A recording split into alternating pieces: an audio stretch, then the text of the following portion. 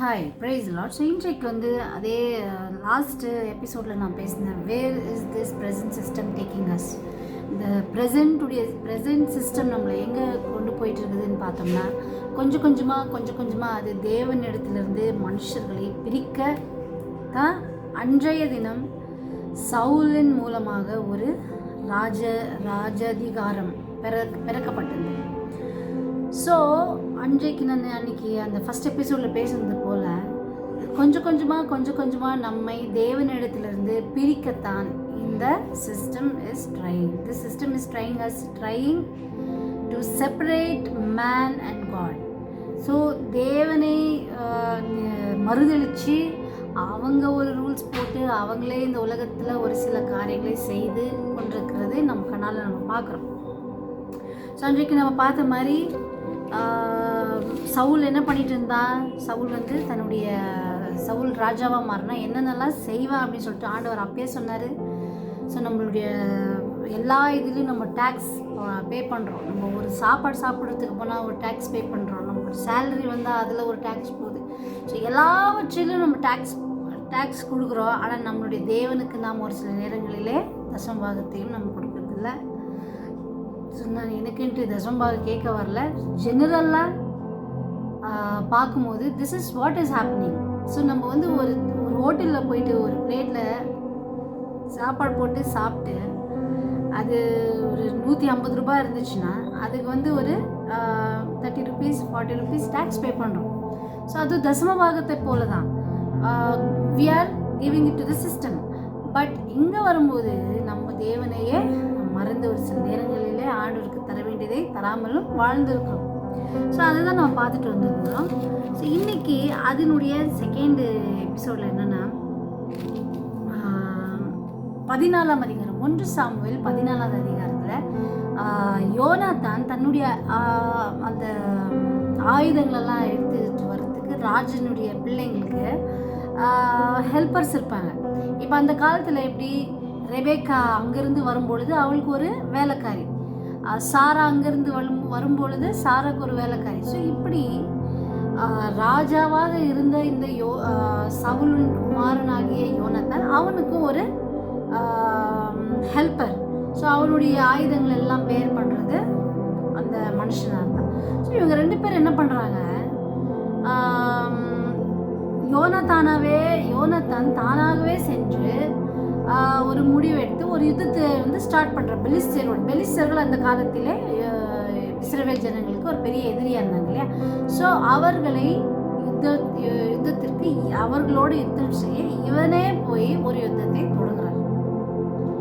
இதில் யுத்தம் தொடங்கும் பொழுது சவுல் ராஜாவான போது அநேக இஸ்ரவேல ஜனங்கள் அநேக மக்கள் சவுலுக்கு ஒத்துழைத்தார்கள். இவன் ராஜா பேச்சு நம்ம கேட்கணும், ஏசப்பா அங்கே அவங்க எவ்வளோ நல்லா பார்த்துருந்தா கூட அவருக்கு ஒரு ரெஸ்பெக்ட் இருக்கலாம் அந்த காலத்தில். பட் ஒரு ராஜா வந்த உடனே ஓகே, ஒரு நாளும் ஆண்டவர் பட்டினியாக போட்டிருந்தில்ல, ஒரு நாளும் அவர்களுக்கு தண்ணி கொடுக்காமல் இருந்ததில்ல. அவர்கள் தண்ணி கேட்டும்போது கண்மலையை மோசே அடித்தான். கண்மலை அடித்த போது அந்த ஜீவ தண்ணீர் அப்போ நான் பாருங்கள், அந்த கண்மலையாக கிறிஸ்துவே நமக்காக அடிக்கப்பட்டதுனால தான் நித்திய ஜீவனாகிய ஜீவ ஊற்று அவரிடத்துலேருந்து நமக்கு புறப்பட்டது. ஸோ அவர் இவ்வளோ நல்லா எல்லாம் ஏசப்பா நம்மளை இவ்வளோலாம் பார்த்து வச்சுருந்தா கூட இஸ்ரவேல் ஜனங்க இப்போ they are very fearful for the new king. ராஜா சொன்னதை தட்ட மாட்டேன். ஸோ யுத்தம் ஸ்டார்ட் ஆகிடுச்சு. ஸ்டார்ட் ஆக யுத்தம் கொஞ்சம் சீரியஸ் ஆக ஆரம்பிச்சிச்சு. ஸோ நீங்கள் வந்து 14ஆம் அதிகாரத்துலாம் நீங்கள் பார்த்தீங்கன்னா, ஸோ பாருங்கள், இப்படி சவுல் பெலிஸ்தரின் பாளையத்துள்ள கலகம் வர அதிகரித்தது. அப்பொழுது சவுல் ஆசிரியரை பார்த்து இருக்கட்டும் என்றான். சவுலும் அவனோடு இந்த ஜனங்களும் கூட்டம் கூடி போர்க்களத்திற்கு போனார்கள். ஒருவர் பட்டயம் ஒருவர் விரோதமாக இருந்தபடி மகா அமளி உண்டாயிடுச்சு. ஸோ யுத்தத்தில் இருக்காங்க, ஒரு யுத்தம் நடந்துட்டு இருக்கு. இதில் என்னன்னா ஒரு ஃபன்னி திங் என்னன்னா, 1 சாமுவேல் 13ஆம் அதிகாரம் 22ஆம் யுத்த நாள் வந்தபோது சவுலுக்கும் அவன் குமாரனாகிய யோனாத்தானுக்குமே என்று சவுலோடும் யோனாத்தானோடும் இருக்கிற ஜனங்களில் ஒருவர் கையிலும் பட்டயமும் ஈட்டியும் இல்லாதிருந்தது. நீங்கள் யோசிச்சு பாருங்கள், ஒரு யுத்தத்துக்கு போகும்போது ஒரு ப்ரிப்ரேஷன் இல்லைன்னா கூட பரவாயில்ல, அட்லீஸ்ட் அவங்களுக்கு ஒரு ட்ரைனிங், அதுவும் இல்லை. அந்த ட்ரைனிங் எதை வச்சு செய்வாங்க? ஆயுதமும் இல்லைன்னா நீங்கள் யோசித்து பார்க்கலாம் இஸ்ரவேல் ஜனங்க எப்படி இருந்தாங்க அந்த காலத்தில். ராஜாவுக்கும் அவருடைய குமாரனுக்கு மட்டும்தான் ஆயுதம், வேற யாருக்குமே ஆயுதமே இல்லை. வெறும் கிங் அண்ட் சன், அவங்க 2 பேரும் தான். இவங்க எப்படி ஃபைட் பண்ணியிருப்பாங்க? இதை பார்க்கும்போது சகல ஜனங்களிடம் பாருங்க, பாருங்க இந்த யுத்தம்லாம் நடக்கும்போது சவுல் இஸ்ரவேல் ஜனங்களே அவனோடு கூட்டி கொண்டு போறாரு யுத்தம் செய்ய. வர வர பெலிஸ்தரோடு அந்த சண்டை ஜாஸ்தி ஆகிட்டே இருக்கு. ஸோ இந்த சண்டை ஜாஸ்தி ஆக ஆக சவுல் என்ன பண்ணுறான், அவனோடு அவன் சேர்த்து கொண்டு இந்த ஜனங்களோடு போய் யுத்தம் செய்யறான். ஸோ யுத்தம் ஜாஸ்தியாக மாற மாற, இந்த யுத்தம் அதிகரிக்க அதிகரிக்க, சீரியஸாக மாற மாற, imagine people with no weapons. இன்றைய தினம் நீங்கள் ஏசாயாவில் நீங்கள் வசனத்தை பாருங்க, என்னுடைய ஜனங்கள் அறிவில்லாமையினால் அழிந்து போகிறார்கள். ஸோ ஆயுதம் இந்த காலத்தில் என்னன்னா, தேவனுடைய ஞானம் இல்லாததுதான் ஆயுதம் இல்லாதது. So they have, the present system has everything. Before ஒரு இது நடக்கும்போது they know how to protect themselves, but why they are not showing it to people? பார்க்கும்போது இது யோசிக்க வேண்டிய விஷயம். நம்ம we trust everything, we trust everybody. ஒரு பால், இப்போ ஃபார் எக்ஸாம்பிள் ஒரு இடத்துல டெய்லி நம்ம நந்தினி பால் வாங்குகிறோம், அப்புறம் குட் லைஃப் பால் இருக்குது, ஆரோக்கிய பால் இருக்குது, திருமலை பால் இருக்குது, நிறைய டோல்டு மில்க் எல்லாமே இருக்குது. ஆனால் அந்த நீங்கள் காலையில் நீங்கள் எங்கன்னா போகும்போது பாருங்கள், எல்லா பால் கொடுக்குற மாடுகளும் குப்பையில் தான் இருக்கும். அந்த குப்பையிலேருந்து சாப்பிட்டு வருகிற பாலை தான் நம்மளாம் குடிச்சிட்டு இருக்கோமா, இல்லை பவுடர் பாலை குடிச்சிட்டு இருக்கோம் தெரியல. But we believe, outside இருக்கிற கவர் பார்த்த உடனே வி பிலீவ், நல்ல ஒரு சிஸ்டம் எங்களுக்கு, இந்த மாதிரி பாலெல்லாம் எங்களுக்கு சப்ளை ஆகுது, இப்படி ஆரோக்கியம் அப்படின்னு அட்வர்டைஸ்மெண்ட் காமிக்கிறாங்க, ஃப்ரெஷ்ஷாக கறந்து கொடுக்குற மாதிரி. So what we have, what we are seeing is not at all the truth. நம்ம பார்த்து கொண்டிருப்பதெல்லாம் உண்மை கிடையாது. ஸோ நம்ம என்ன பண்ண ஆரம்பிச்சிட்டோம், we are perishing because of the lack of knowledge. நம்மளுக்கு வந்து நாலேஜ் இல்லை, தேவனுடைய ஞானம் நம்மக்கிட்ட இல்லாதபடினால வி ட்ரஸ்ட் எவ்ரி திங். யார் என்ன சொன்னாலும் நம்பிடுறோம், யார் எந்த சிஸ்டம் என்ன எடுத்துகிட்டு வந்தாலும் நம்பிடுறோம். ஸோ இங்கே பாருங்கள், யுத்த நாள் வரும்போது சவுலுக்கும் அவனுடைய குமாரனாகிய யோனத்தானுக்கும் மட்டும்தான் ஆயுதம் இருந்துச்சா, வேறு யாருக்குமே ஆயுதம் இல்லைன்னா இவங்க எப்படி போராடி இருப்பாங்க? So they are like just பாருங்கள், தானியல் எடுத்துக்கொள்ளுங்க. Why he was put in the lions den? Because he didn't obey the king. Because Daniel had a king above this worldly king. ஸோ நமக்கும் இந்த உலகத்தில் இருக்கிற கிங்ஸை விட, உலகத்தில் இருக்கிற ராஜாக்களை காட்டிலும் உயர்ந்த ஒரு ராஜா நமக்கு இருக்கிறபடினால் நாம் அவருக்கு தான் கீழ்ப்படிய வேண்டும். ஸோ இது வந்து ஒரு 100% நம்மளுக்கு கட்டளை. இப்படி தான் நாம் உலகத்தை மேற்கொள்ள முடியும். ஸோ எல்லாருமே ரூல்ஸ் போடுறதுனால எல்லா ரூல்ஸையும் ஃபாலோ பண்ண வேண்டிய அப்படி வேணும் அப்படின்ற ஒரு அவசியம் நமக்கு கிடையாது. வேர் we have to stand, we are supposed to stand. So இந்த வசனங்களை பார்க்கும்போது பெலிஸ்தேர் யுத்தம் ஜாஸ்தி ஆக ஆக சவுல் என்ன பண்ணுறார், சவுல் கூட இஸ்ரவேல் ஜனங்கள்லாம் போயிட்டு நல்லா ஃபைட் பண்ணக்கூடிய, வெறும் ஆயுதம் எதுவுமே இல்லை, போய் அவங்க கூட ஃபைட் பண்ணுறாங்க. இப்படி கர்த்தர் அன்றைய தினம் எப்ராயிம் மலைகளில் ஒளிந்து கொண்டு சகல பெலிஸ்தர் முறிந்தொடையில் கேள்விப்பட்டபோது யுத்தத்தில் அவர்கள் நெருங்கி தொடர்ந்தார்கள். அன்றைய தினம் கர்த்தர் இஸ்ரவேலரை ரட்சித்தார். அன்றைக்கு ஏசப்பா ஒரு பெரிய அற்புதத்தை செஞ்சு அவங்களை காப்பாற்றினார். அந்த யுத்தம் பெத்தாவேன் மட்டும் நடந்தது. இஸ்ரவேலர் அன்றைய தினம் மிகுந்த வருத்தம் அடைந்தார்கள். நான் என் சத்துருக்கள் கையிலே பழிவாங்க வேண்டும், சாயங்காலம் மட்டும் பொறுக்காமல் எவன் போஜனம் செய்கிறானோ அவன் சபிக்கப்பட கடவன் என்று சவுல் ஜனங்களுக்கு ஆணையிட்டு சொல்லியிருந்ததினால் ஜனங்கள் ஒருவரும் எவ்வளவேனும் போஜனம் பண்ணாதிருந்தார்கள். ஸோ சவுல் என்ன பண்ணிட்டார், அந்த ராஜாவுடைய அந்த ஸ்டேஜ்ல இருந்து அவன் என்ன சொல்லிட்டாரு, யுத்தம் நடக்கிற வரைக்கும் நான் பெலிஸ்தரோடு என்ன பண்ணணும், ரிவெஞ்ச் எடுக்கணும், அது வரைக்கும் யாருமே சாப்பிடக்கூடாது, யாருமே போஜனம் பண்ணக்கூடாது அப்படின்னு சொல்லிட்டு ஒரு பெரிய கட்டளை போட்டார். ஃபர்ஸ்ட் ஆஃப் ஆல் இஸ்ரவேல் ஜனங்கிட்ட ஆயுதம் இல்லை, ஆயுதம் இல்லாத அதுக்கு ஆட் பண்ணுறதுக்கு இஸ்ரவேல் ஜனங்க சாப்பிடவும் இல்லை. ஸோ இமேஜின், காலையிலிருந்து சாயங்காலம் மட்டும் சாப்பிடாம யுத்தத்தில் ஒரு ஆயுதமும் இல்லாமல் இவர்கள் எப்படி வாழ்ந்திருப்பாங்க? எப்படி ஒரு யுத்தத்தை செய்திருப்பாங்க. நீங்கள் வசனம் யோவானில் பார்த்தீங்கன்னா வானத்திலிருந்து பூமிக்கு இறங்கிய ஜீவ அப்பம் நானே அப்படின்னு சொல்கிறார். அப்போது இந்த ப்ரெசன்ட் சிஸ்டம் உடைய நோக்கமே அந்த போஜனத்தை நீ சாப்பிடக்கூடாது. இந்த போஜனம் தேவனுடைய வார்த்தைகள் தான் நமக்கு போஜனம். இந்த தேவனுடைய வார்த்தைகளே நீ போஜனமாக நீ சாப்பிடலைன்னா வரப்போகிற உலகத்தில் நடக்க போகிற ஒரு சில காரியங்கள் இப்போ கொஞ்சம் அப்படி லைட்டாக ஷேக் பண்ணிச்சு கொரோனா. நவ் த நெக்ஸ்ட் பேண்டமிக்கோ ஏதோ ஒன்று வரும்போது it will shake the families, it will shake the relationships. அப்போ இந்த சில காரியங்கள் நம்மளுடைய வாழ்க்கையில் நடக்கும் பொழுது ஹவு வில் வி ஸ்டாண்ட்? தேவனுடைய வசனத்தை நாம் உட்கொள்ளாவிட்டால், அவருடைய போஜனத்தை நாம் சாப்பிடாம இருந்தோம்னா ஆயுதம் இல்லாதவர்களை போலதான் வாழ்வோம். யார் என்ன சொன்னாலும் ஆயுதம் இல்லாதவர்கள் we will perish with the lack of knowledge. நம்மளுக்கு நாலேஜ் இல்லாததுனால யார் என்ன சொன்னாலும் நம்பிடுவோம்.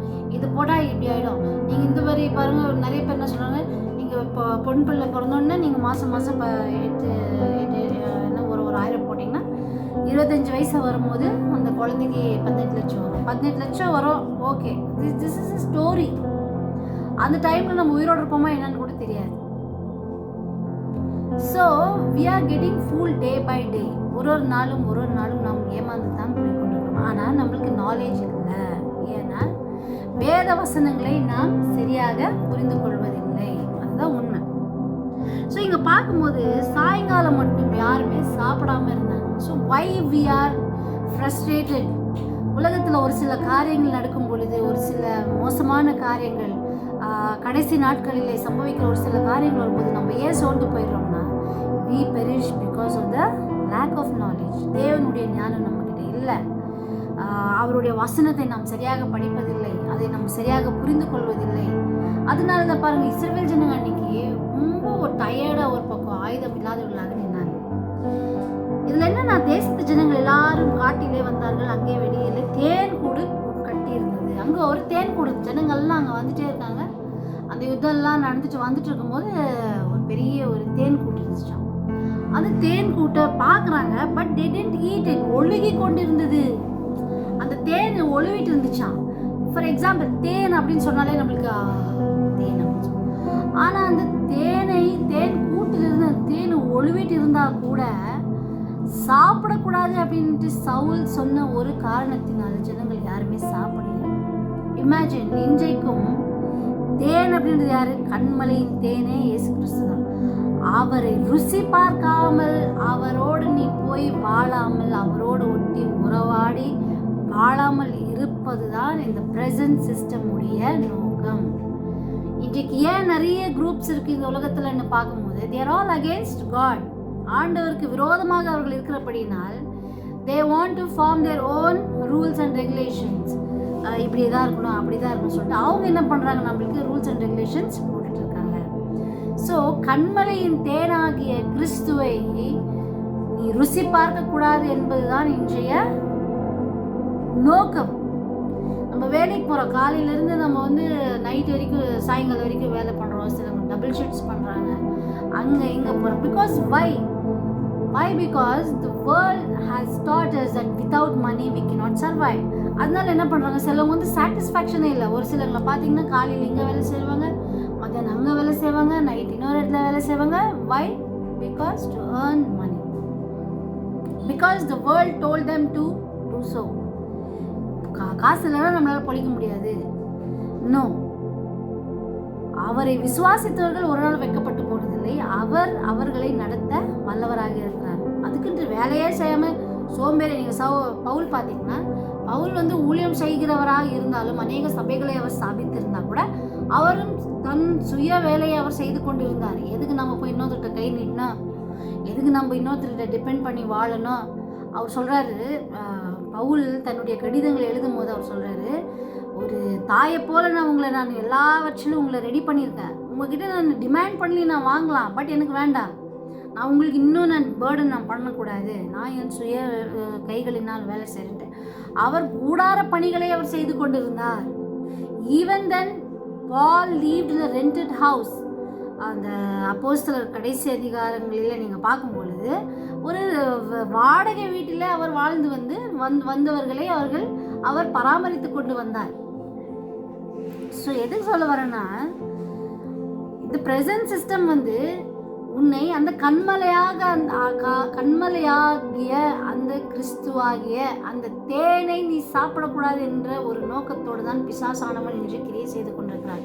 நீ வேலை பண்ணு, ஃபோக்கஸ் பண்ணு. ஸ்ட்ரெஸ்ஸு ஃபுல்லு வேலைன்னு கொடுக்குறாங்க, ஸ்ட்ரெஸ் பண்ணுறாங்க. உன் மைண்டுக்கு ஐயோ என்னால் முடியல. எத்தனை பேர் இன்னைக்கு பார்த்தீங்கன்னா stressed out 80% because of the work. வேலைகளிலே, வேலை செய்கிற இடத்துல ஸ்ட்ரெஸ்ஸு இதெல்லாம் ஆகும்போது என்ன பண்ணுறாங்க, ஆட்டோமேட்டிக்காக ப்ரேயர் பண்ணுறது கம்மியாகிடுது, ஜெபம் பண்ணுறது கம்மியாகுது, வேத வசனம் படிக்கிறது கம்மியாகுது, சபை கூடுறது கம்மியாகுது. ஸோ இப்படி பிசாசானவன் நம்ம என்ன பண்ணுறான், அந்த தேவனோடு அந்த கண்மலை தேனை நம்ம புசிக்கக்கூடாது. போஜனத்தை இவர்கள் புசித்து விட்டால் இவங்க என்ன பண்ணிடுவாங்க, ஆயுதத்தை தரித்து கொள்வார்கள். கிறிஸ்துவை இவர்கள் அறிந்து விட்டால் இவர்கள் ஆயுதம் இருக்கும். கிறிஸ்துவாகிய கண்மலையை இவர்கள் ருசி பார்த்து விட்டால் இவர்களுக்கு ஆயுதம் இருக்கும். நீங்கள் யாத்திராகமத்தில் நீங்கள் பார்க்கும்பொழுது எகிப்தில் அப்படி தான் நடந்துச்சு. இஸ்ரவேல் ஜனங்க எல்லாமே இருந்துச்சு, அவங்கக்கிட்ட நாலேஜ் இருந்துச்சு, எல்லாமே இருந்துச்சு. பட் பிசாசானவன் அவங்க எகிப்தில் எப்படி கட்டி வச்சான், சுமை சுமக்கிற வேலையை கொடுத்து அவர்கள் பழுகி பெருகாதபடிக்கு அவர்களை முடக்கி வைத்தான். ஒவ்வொருவனுக்கும் ஒரு விசாரணைக்காரனை வைத்து அவங்க என்ன பண்ணாங்க, பிளாக் பண்ணி வச்சாங்க பிசாசு. ஏன் ஆராதனை செய்யக்கூடாது, அவர்கள் போய் கிறிஸ்துவை ஆராதனை செய்யக்கூடாது. ஸோ அந்த கட்டத்துலேருந்து தாண்டி தாண்டி தாண்டி நம்ம இவ்வளோ தூரம் வந்துருக்கோம். இப்போ we have to focus 6 days வேலை தான் நம்ம நல்லா பார்க்கணும். we have to focus, we have to give 100%.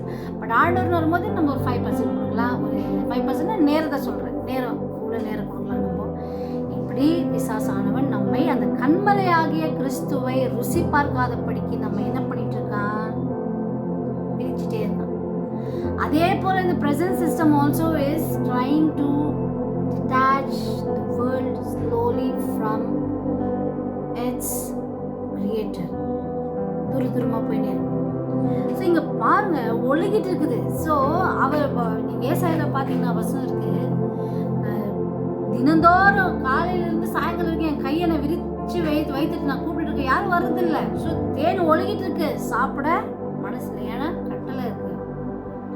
So இன்னைக்கு டைம் இல்லை நம்மளுக்கு. ஏன் டைம் இல்லை, தேவனுடைய வசனம், தேவனுடைய போஜனம் அவர் அங்கே நம்மளுக்கு கிட்டே கொடுத்துருக்காரு. But still we are not, இது நம்மளுக்கு வேண்டாம். Because we are having so much of work to focus on other things. வேலைகளிலே, வேற காரியங்களிலே, நம்ம பிஸ்னஸில், நம்ம காரியங்களிலே நம்ம கொடுக்கறதுக்கு நம்ம ஆயத்தம் இருக்க நம்முடைய வேத வசனத்தை தடை செய்கிறான்.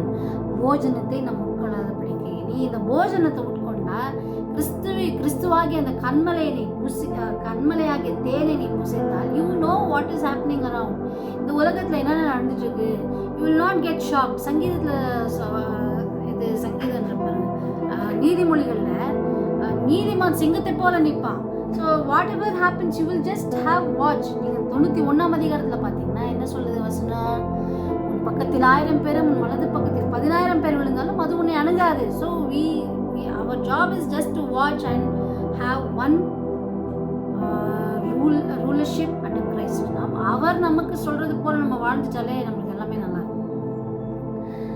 அப்ப தேன் ஒழுகி கொண்டிருந்தது, ஆனாலும் ஒருவனும் அதை தன் கையிலே தொட்டு தன் வாயிலே வைக்கவில்லை. ஜனங்கள் அந்த ஆணையின் நிமித்தம் பயப்பட்டார்கள். So tomorrow we may get some rules.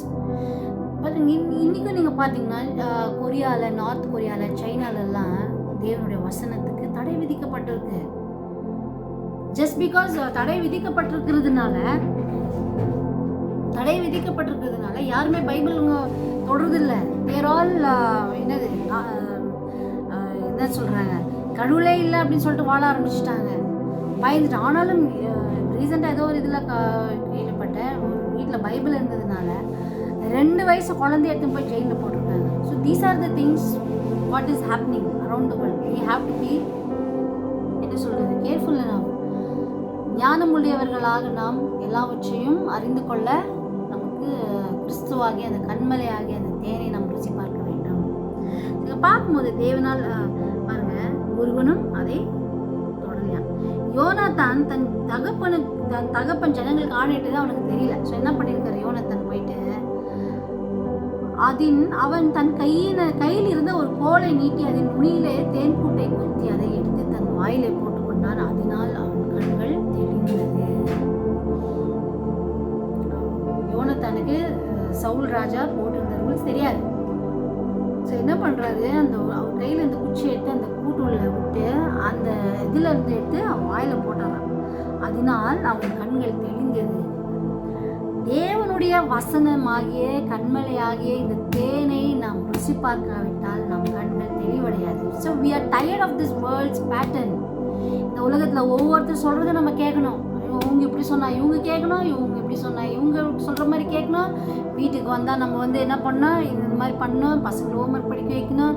இது ரூல்ஸ் ஆகிட்டு இருக்குது நம்மளுக்கு. ரொட்டீன் லைஃப் இப்படி இருக்கணும், நம்ம இப்படி தான் இருக்கணும், இப்படிதான் இருக்கணும். பைபிள் படிக்கிறதுக்கு எந்த ரூல்ஸ் தான் இல்லை. ஸோ கண்மலையாகிய தேனை அவன் உட்கொண்டிருந்தான். அவன் கண் தெளிவடைந்தது. ஜெபிக்கிறவருடைய கண்கள் தெளிவாக இருக்கும். ஜெபிக்கிறவருடைய வாழ்க்கை தெளிவாக இருக்கும். we are tired. இந்த உலகத்தில் ஒவ்வொருத்தரும் ஒன்று சொல்லி நம்ம என்ன ஆகிருக்கோம், டயர்டாகின்னு இருக்கிறோம். we are not என்ன சொல்கிறது, as it is told, we are living in the end of times. Time இல்லை. ஆமாம், கண்டிப்பாக டைம் இருக்காது. Because we are living in the end of times. இருக்கிற நேரத்தை ஆகிலும் நாம் தேவனுக்காக பிரயோஜனப்படுத்திக் கொண்டால் அதை விட உன்னதமான ஒரு ஆப்பர்ச்சுனிட்டி இந்த உலகத்தில் நம்ம ஃபேஸ் பண்ண முடியாதுல்ல. பாக்கியவதியாக நம்மளால் எப்படி சொல்கிறது தெரியல.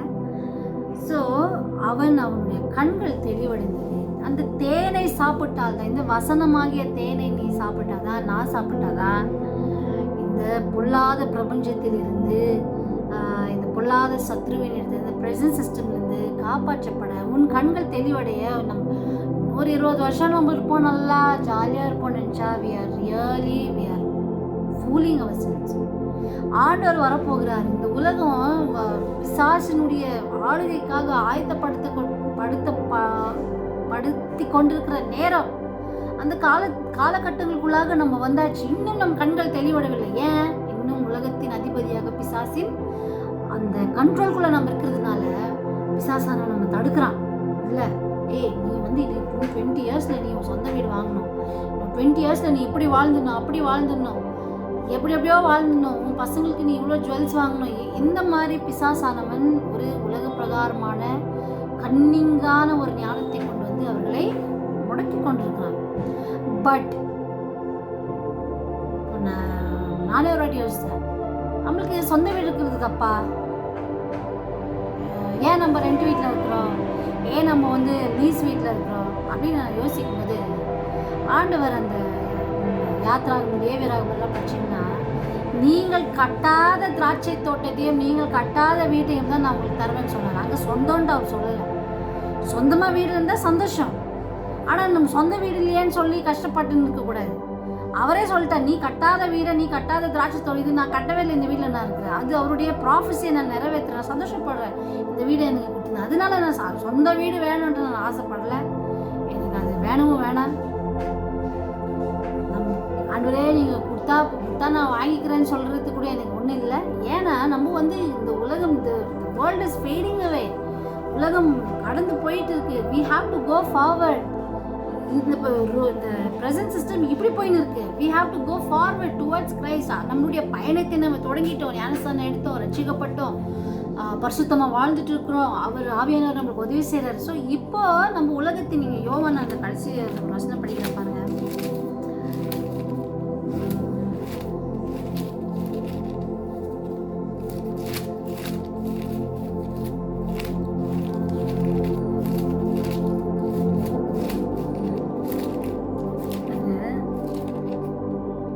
உலகத்தில் உள்ளவைகளிலும் அன்பு கூறாதீர்கள். ஒருவன் உலகத்தில் அன்பு கூர்ந்தால் அவனிடத்தில் பிதாவின் அன்பில்லை. ஏனெனில் மாம்சத்தின் நிச்சயம், கண்களின் நிச்சயம், ஜீவனத்தின் பெருமையாகிய உலகத்தில் உள்ளவைகள் எல்லாம் பிதாவினால் உண்டானவைகள் அல்ல, அவைகள் உலகத்தினால் உண்டானவைகள். உலகமும் அது நிச்சயங்களும் ஒளிந்து போகும். தேவனுடைய சித்தத்தின்படி செய்கிறவன் எவனோ அவன் என்றென்றைக்கும் நிலைத்து நிற்பான். ஸோ பிள்ளைகளே, இது கடைசி காலமாக இருக்கிறது.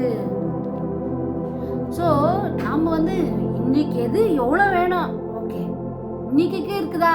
போதுமென்ற மனதினுடனே கூடிய தெய்வ பக்தியே மிகுந்த ஆதாயம்.